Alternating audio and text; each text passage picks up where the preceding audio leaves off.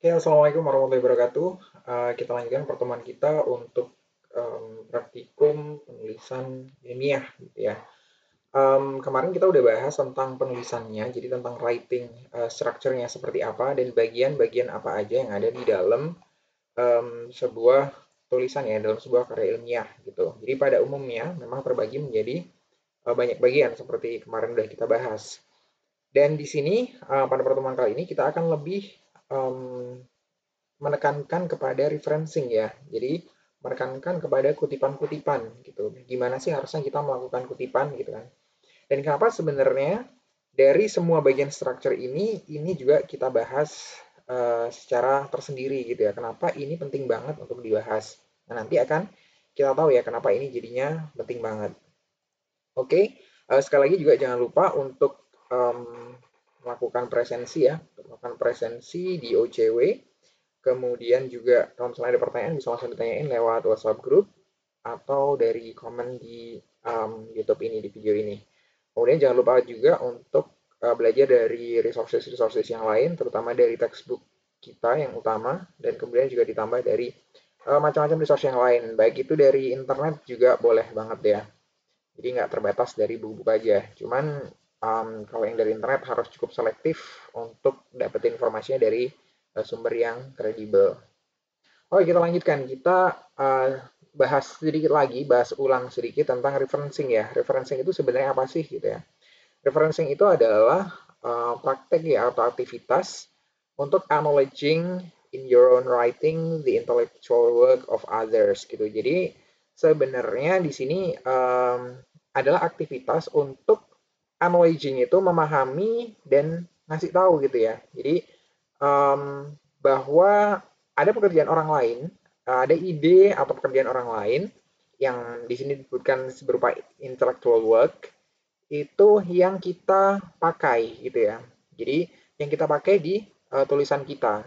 Nah, ini harus kita pahami bahwa uh, sumber asli adalah dari tulisan mereka. Ide ini ada dari tulisan mereka dan ini bukan ide kita. Makanya ketika kita di tulisan uh, menyatakan bahwa itu seolah-olah ide kita, itu jadi salah gitu ya. Itu jadi misleading. Jadi nggak sesuai dengan faktanya. Nah, di sini kita menghargai hak intelektual orang lain. Kalau itu ide orang lain, ya kita sebutkan di tulisan kita bahwa memang itu idenya orang lain, dan makanya perlu kita kutip di sini dengan cara yang sesuai gitu ya. Ngutipnya seperti apa, caranya harus sesuai gitu. Sesuainya seperti apa, nanti ada di bagian yang agak belakang-belakang sih kalau yang bagian itu. Nah, kemudian intellectual work ini apa aja gitu ya. Ya berarti di sini adalah work yang udah disajikan di public domain gitu ya. Sebenarnya nggak sesempit ini ya, nggak sesempit di public domain artinya kalau misalnya kita nggak bisa akses berarti itu boleh dong gitu. Berarti itu sebenarnya belum belum belum ada di public domain. Misalnya contohnya kita belum bisa nemuin itu di website gitu ya, di website tertentu atau dari googling kita nggak nemu tentang sesuatu yang kita cari, tapi kita dapatnya dari sumber lain mungkin yang belum publish dan segala macam. Tapi itu sebenarnya dari orang lain, ya tetap kita harus state itu bahwa itu dari orang lain gitu ya. Nah, di sini reference kalian uh, itu harus mencakup ini ya. Jadi yang pertama adalah enable the user atau reader ya.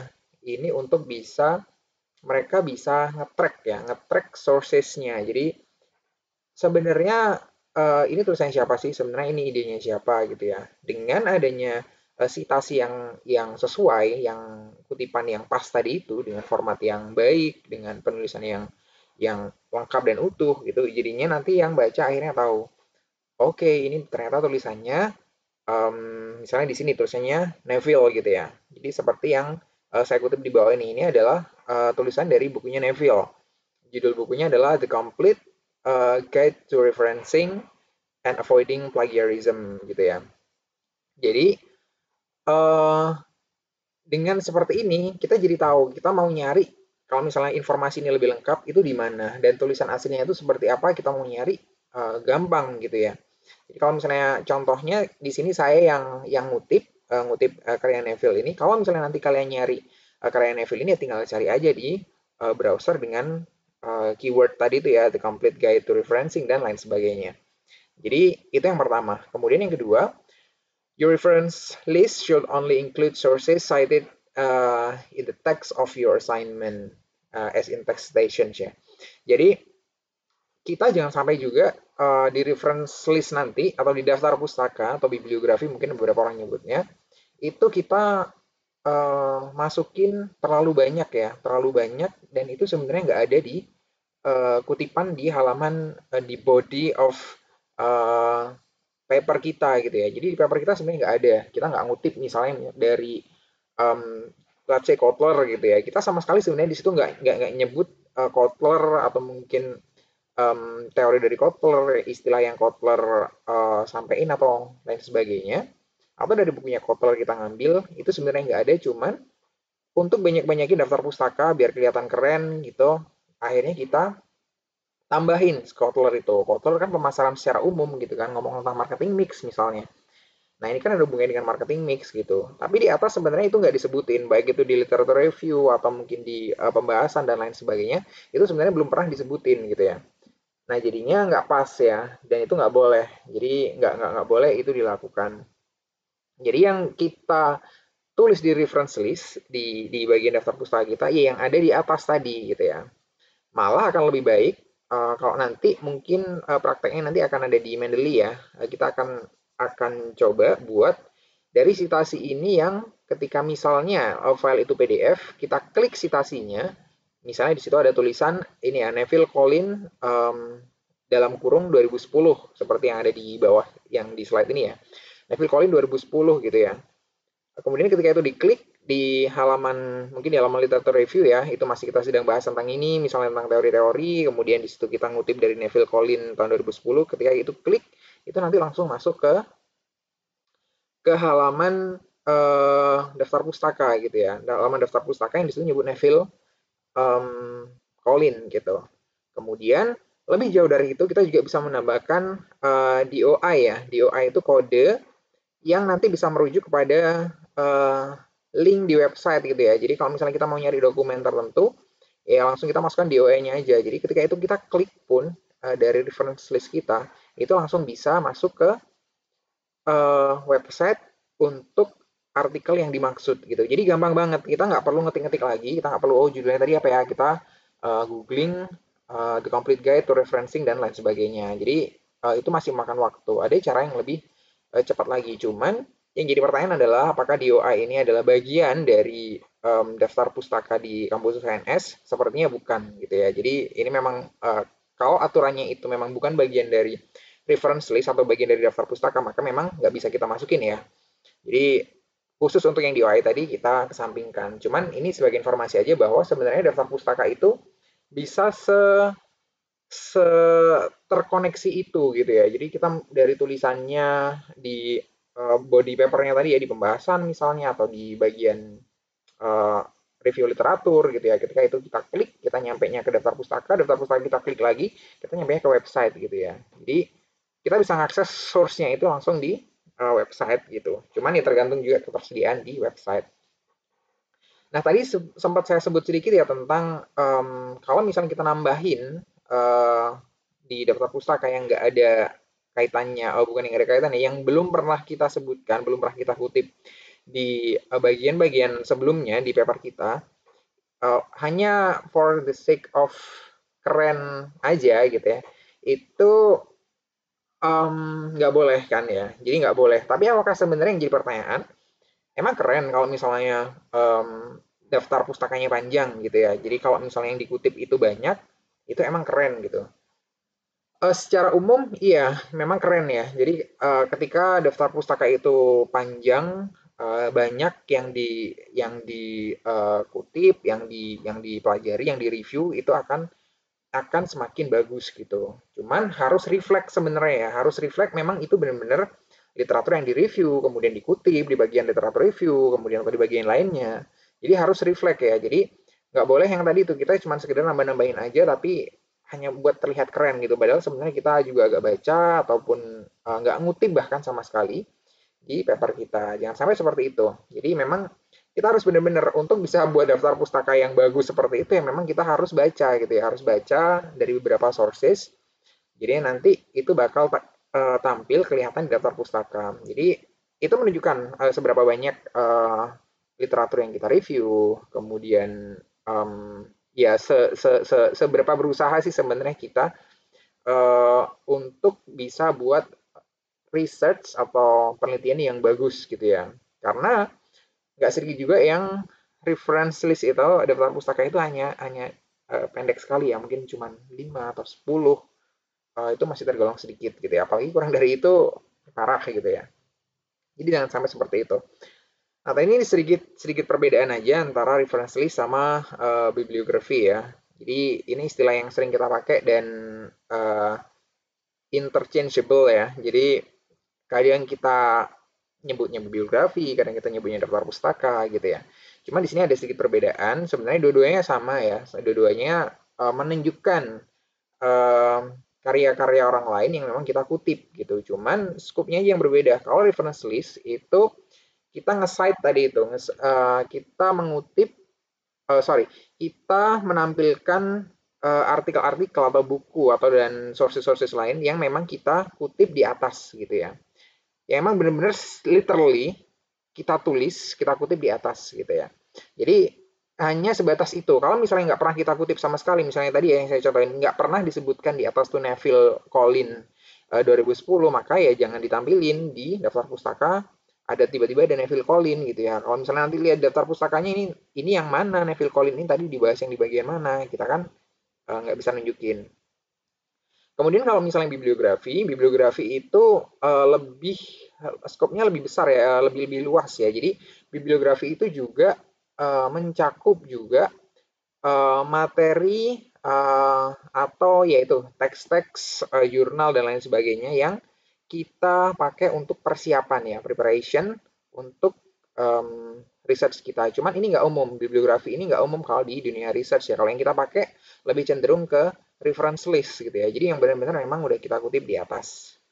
Jadi itu saya kira perbedaan yang sedikit sih sebenarnya nggak terlalu prinsipil ya. Cuman kita sering bolak-balik nyebutnya sih.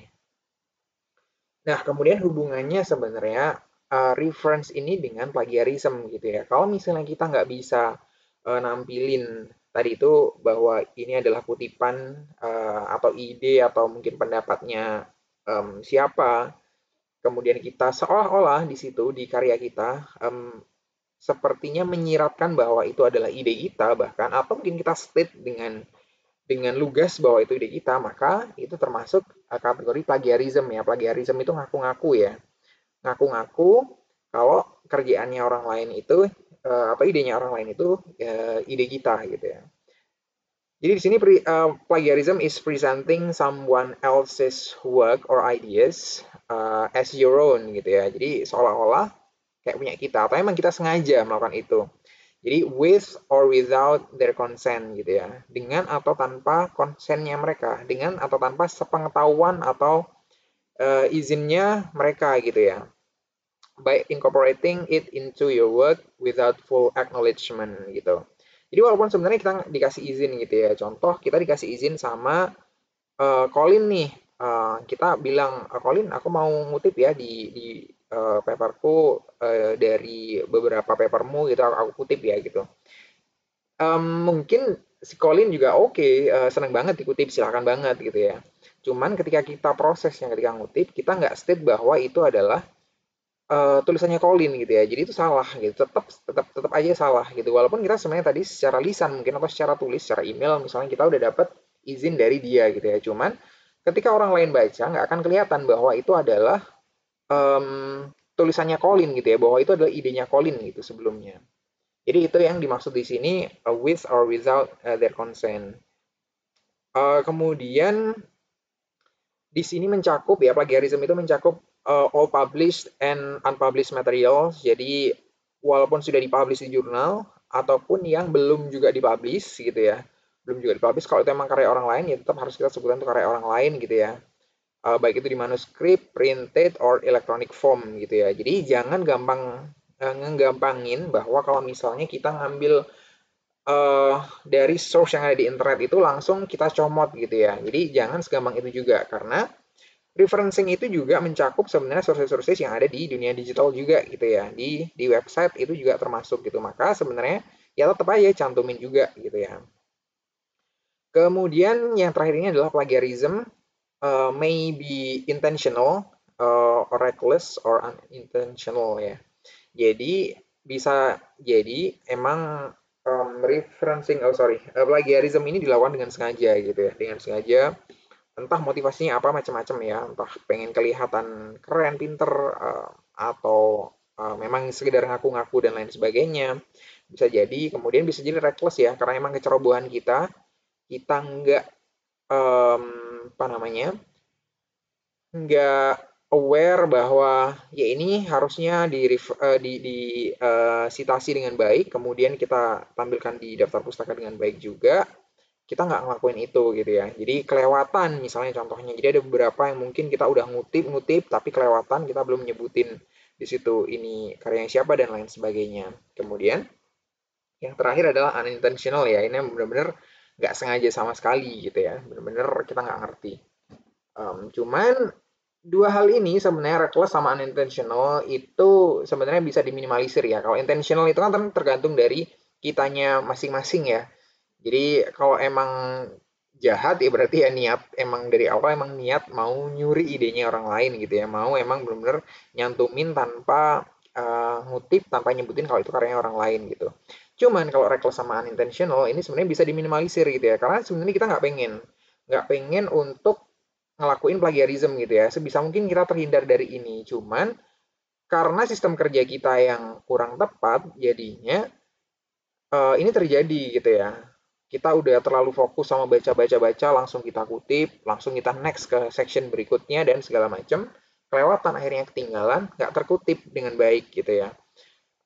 Citasinya nggak ada gitu ya. Kemudian ketika di bawah otomatis mungkin daftar pustaka juga nggak ada gitu ya. Karena mungkin ketika kita buat daftar pustaka kita ngelihat satu-satu tiap halaman tadi ada nggak yang citasi-citasi tertentu gitu ya. Kalau citasinya udah kelupaan, ke belakangnya kemungkinan juga kelupaan. Nah, makanya kita sebenarnya harusnya cenderung menggunakan teknik yang saya udah pernah sebutin sebelumnya. Jadi ada istilahnya namanya cite while you write gitu ya. Jadi kita melakukan citasi tepat pada saat ketika kita melakukan itu tadi ya, ketika kita ngutip sesuatu gitu. Jadi contohnya kalau misalnya kita ngutip dari Colin Neville gitu ya, tentang misalnya suatu topik tertentu gitu ya. Nah, itu jangan langsung ditinggalin ya, jangan langsung kita langsung ke step berikutnya, tapi ini dikutip dulu dengan baik gitu ya, dengan sesuai. Ya langsung kalau misalnya di sini contoh, saya nyebutin di paper saya, plagiarism may be intentional or reckless or unintentional. Nah, ini kan bukan kata-kata saya kan, ini bukan ide saya. Saya mungkin nggak ngerti tentang ini karena memang saya nggak pernah melakukan penelitian tentang ini dan lain sebagainya gitu ya. Ini jelas-jelas kata-kata yang saya baca dari bukunya Colin Neville gitu ya. Maka ya langsung ketika saya menuliskan seperti ini atau saya paraphrase ya atau bahasanya sedikit saya ubah gitu kan atau bahasanya ditranslasi itu tetap harus kita lakukan citasi yang pas gitu ya. Jadi harus langsung misalnya saya melakukan kutipan ini ya, kutipan langsung plagiarism may be intentional or reckless or unintentional. Langsung saya di situ tambahkan langsung Neville Colin dalam kurung 2010. Jadi langsung ketika saya nulis. Jadi nggak nunggu-nunggu nanti-nanti ditunda-ditunda gitu ya. Nah, yang jadi pertanyaan kan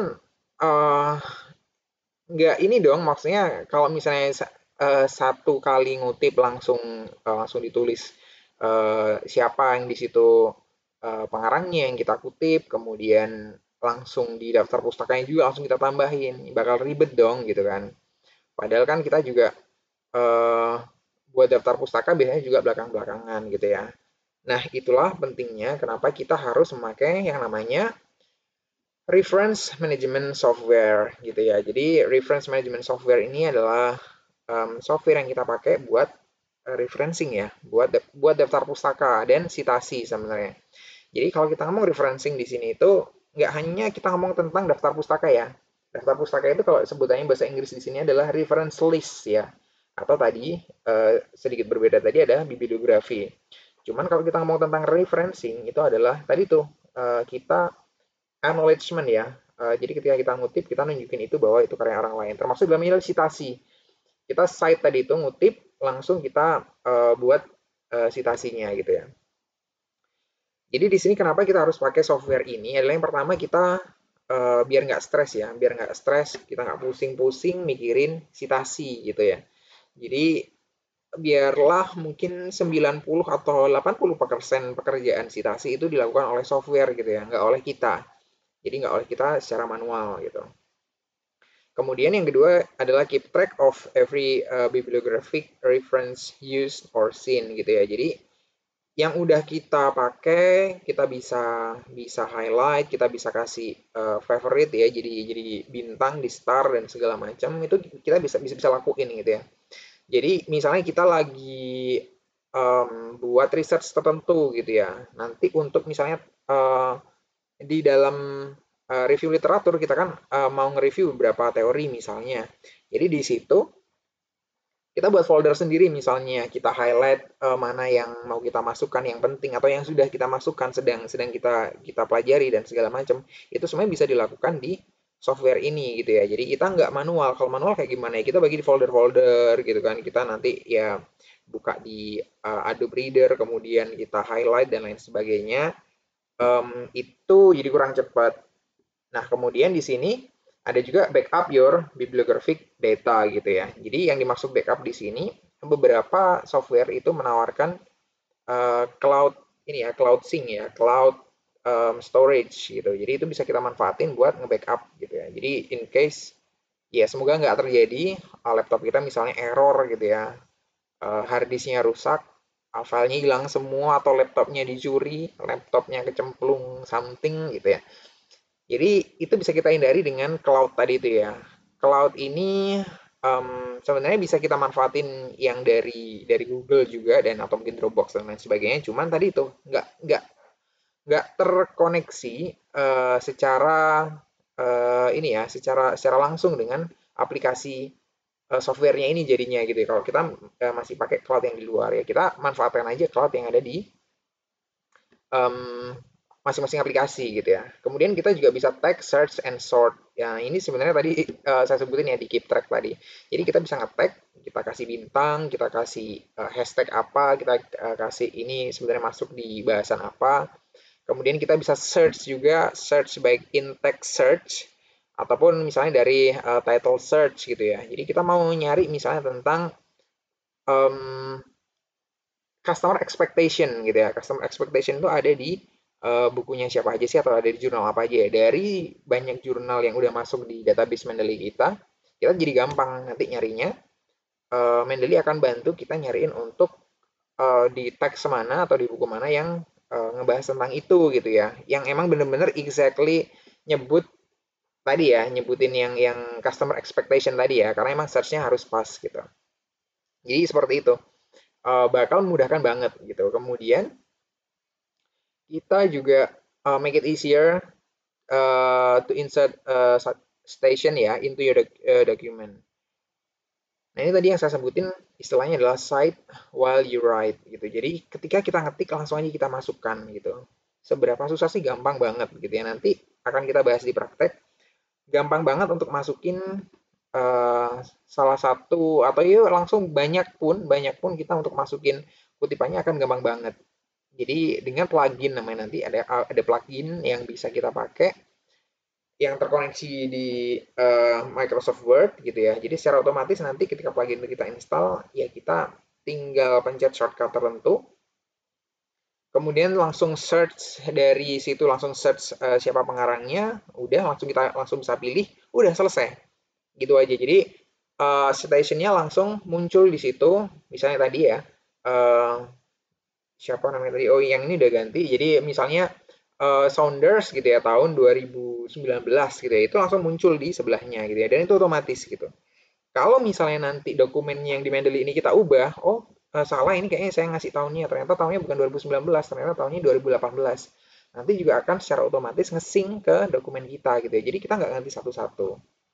Lebih kerennya lagi nanti adalah ketika di reference list itu akan bisa di-generate secara otomatis gitu ya. Jadi kita langsung generate halaman daftar pustakanya gitu. Nah, seiring itu juga kalau misalnya di daftar pustaka itu ada di citasi ada perubahan juga, maka di daftar pustaka juga otomatis akan berubah. Segampang itu gitu ya. Bayangin kalau itu kita lakukannya secara manual gitu ya.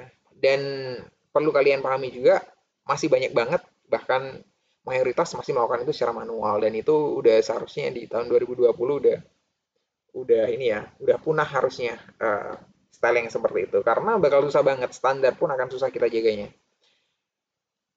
Kemudian quickly change station and reference style gitu ya. Jadi reference style atau station style ini kan ada banyak ya, nanti di halaman berikutnya kita sebutin. Ada banyak. Nanti kalau misalnya itu kita ubah secara langsung di aplikasi Mendeley-nya, oh ternyata kalau di UNS tuh nggak pakai Harvard, saya salah kemarin pakai Harvard, saya ganti jadi APA gitu ya. Ya udah tinggal diganti aja jadi APA gitu, atau ganti ke yang lainnya juga Oxford dan lain sebagainya gitu ya. Langsung nanti di dokumen kita di Word juga otomatis stylenya ganti gitu ya. Nah, style itu seperti apa nanti ya di halaman berikutnya. Nah, kemudian di sini kita akan bahas sedikit perbandingan dari beberapa software yang ada di pasaran ya, yang populer ya. Jadi sebenarnya yang populer lebih dari 3 sih sebenarnya. Selain ini juga ada, cuman yang pernah saya coba ada 3 ini, dan emang ini emang yang kalau di kampus-kampus mungkin di luar negeri juga salah satu yang paling populer gitu ya. Salah satunya ada Mendeley, kemudian EndNote, dan Zotero gitu ya. Nah, dari ketiganya ini, untuk penggunaan itu Mendeley sama Zotero itu sama-sama gampang ya. Nah, kalau EndNote perlu belajar yang lebih intensif karena emang sedikit lebih rumit ya. Lebih rumit karena memang EndNote ini lengkap banget gitu ya. Cuman kita lihat juga di baris berikutnya. Jadi EndNote ini harus bayar gitu ya, nggak ada versi gratisannya. Nah, kalau Mendeley ada versi gratisannya gitu ya. Gratisannya aja Mendeley ini udah keren gitu ya, udah banyak banget fitur yang ngebantu kita banget ya, karena kita kan nggak terlalu advance juga sebenarnya butuhnya. Hanya butuh yang tadi itu nge-cite, kemudian reference list secara otomatis dan lain sebagainya, makanya kita cukup sebenarnya yang free aja. Zotero pun ada yang free-nya juga. Nah, lalu kita cek ya, di sini ada storage size. Di Mendeley ini ada 2 GB ya, 2 GB cloud gitu. Jadi kalau kita masukin di aplikasi kita di komputer misalnya, kita masukin 1 GB paper dan buku di situ, file-file PDF-nya, nanti otomatis akan ke-sync ke cloud storage-nya. Nah, kalau di EndNote ini kan kita bahas tentang storage size untuk yang plan yang basic. Kalau di EndNote kebetulan karena nggak ada plan basic maka kita skip. Nah, kemudian di Zotero ini 300 GB ya. 300 GB ini karena salah tulis ya, sorry. Jadi yang benar adalah 300 MB. Jadi nggak se-wow itu ya, 300 GB itu super banget ya. Nggak mungkin lah ngasih gratisan 300 GB. Jadi sebenarnya nih Zotero ini cuma ngasih 300 MB ya, 300 MB. Jadi secara jumlah sebenarnya mending yang Mendeley banget gitu ya. Hampir 7 kali lipatnya. Kemudian untuk plugins hampir sama semuanya, ada di pluginsnya itu bisa nempel di Word atau LibreOffice, BibTeX dan lain sebagainya. Jadi hampir sama. Kemudian station style-nya juga sama, semuanya sama punya dan sama-sama bisa dimodifikasi ya. Jadi kalau ada misalnya dari kampus tertentu emang sebenarnya pakai Harvard gitu ya, cuman titik komanya sedikit berbeda gitu ya. Nah, itu nanti bisa kita edit pakai station style editor ya. Jadi nanti emang stylenya kita sesuaiin kayak gimana yang diminta. Kemudian yang terakhir ada namanya mobile device applications ya. Jadi kalau yang mobile device ini semuanya bisa support di Apple dan Android sebenarnya, cuman hanya punya Mendeley aja yang gratis gitu ya, yang gratis. Jadinya kita bisa buka aplikasi ini dimanapun ya. Kita bisa buka paper belajar di manapun gitu ya, di HP langsung buka Mendeley gitu ya, santai-santai gitu, mungkin lagi nungguin bis atau lagi ngapain, kita di buka HP Android misalnya atau Apple, kita buka Mendeley, kita cari file dan lainnya, kita baca-baca gitu, which is sebenarnya kemungkinannya kecil ya.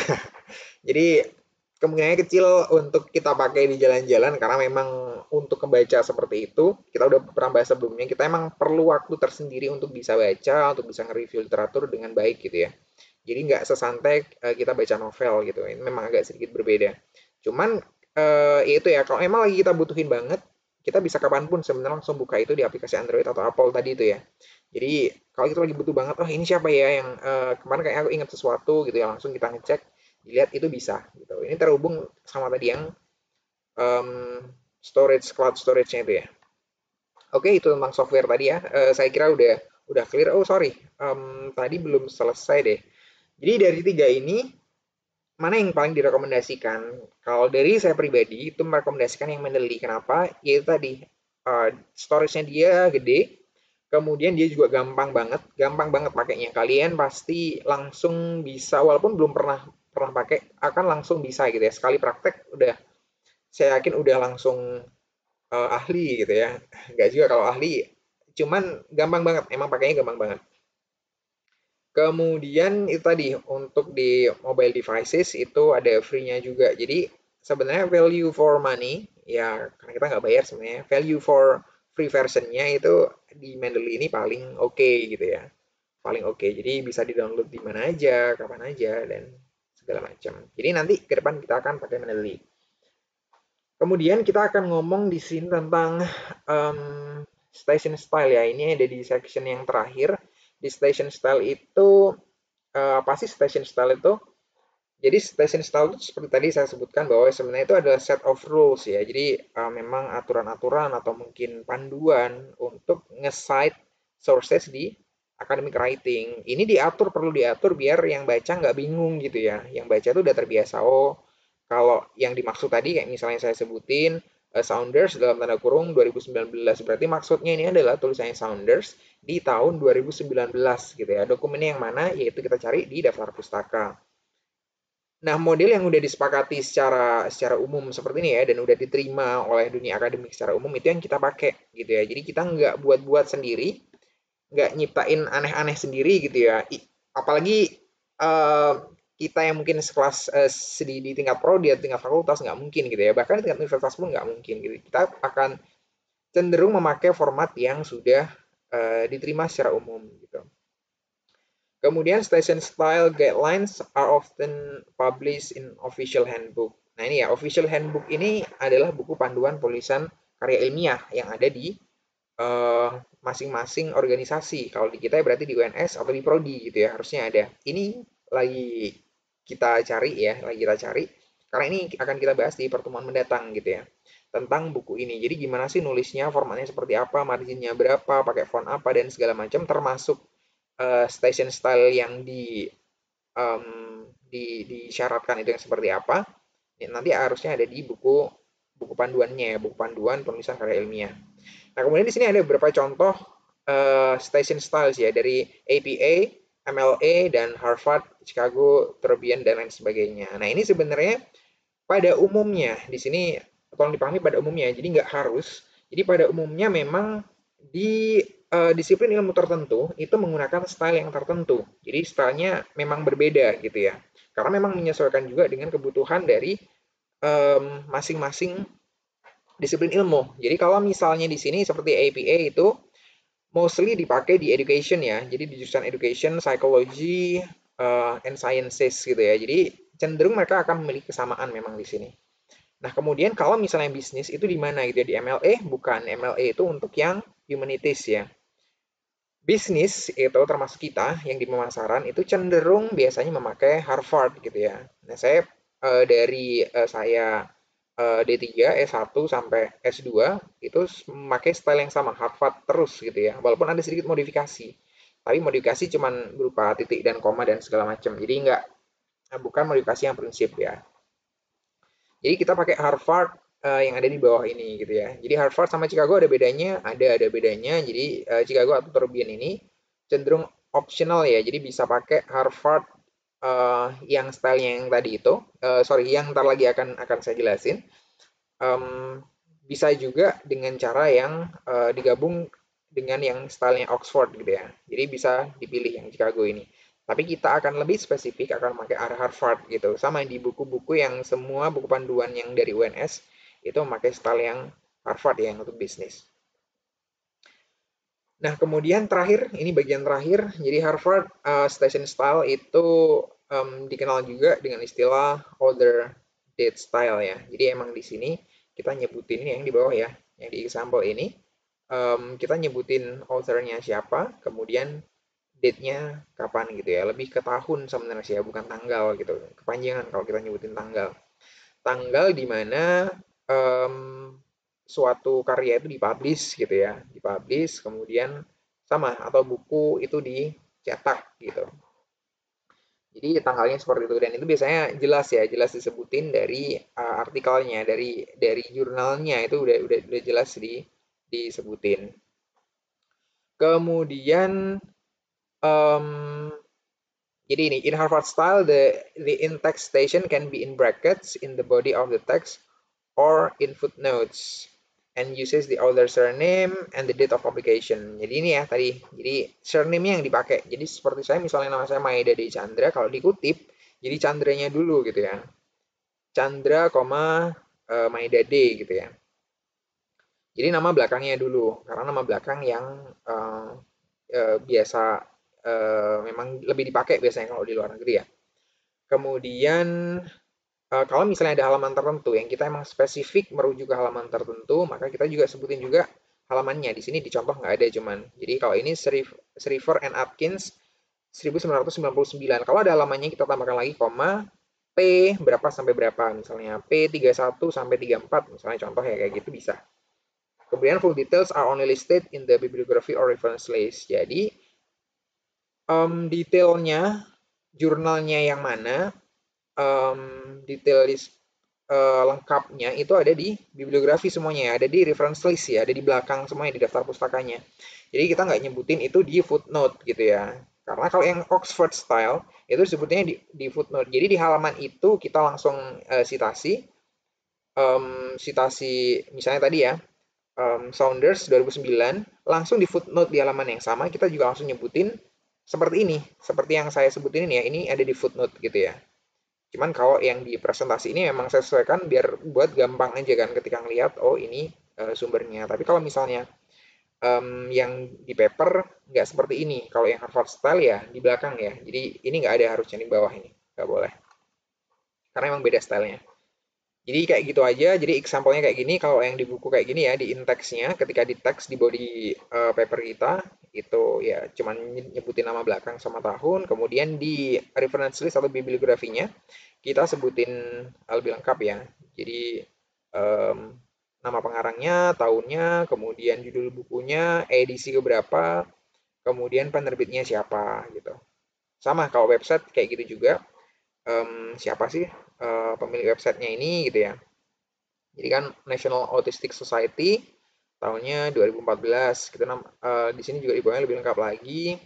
Jadi judul artikelnya apa, kemudian linknya di mana, itu juga kita sebutin. Termasuk yang terakhir adalah diaksesnya pas tanggal berapa gitu ya. Karena di web itu kan cenderung dinamis ya, bisa berubah gitu. Beda kalau misalnya dengan yang buku atau jurnal artikel itu ya nggak akan berubah gitu ya, ya itu aja gitu kan ya, kecuali emang ada penelitian yang baru.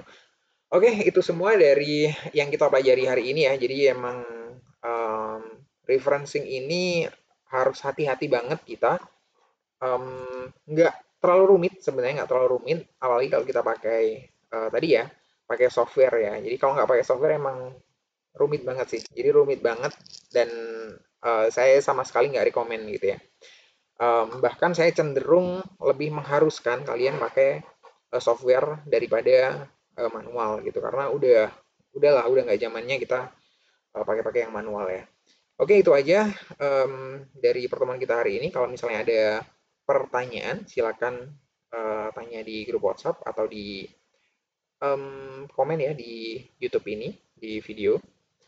Kemudian oke, itu aja dari saya. Kalau misalnya ada kesalahan, ada yang nggak pas, bisa tolong di-remind juga ke saya gitu ya.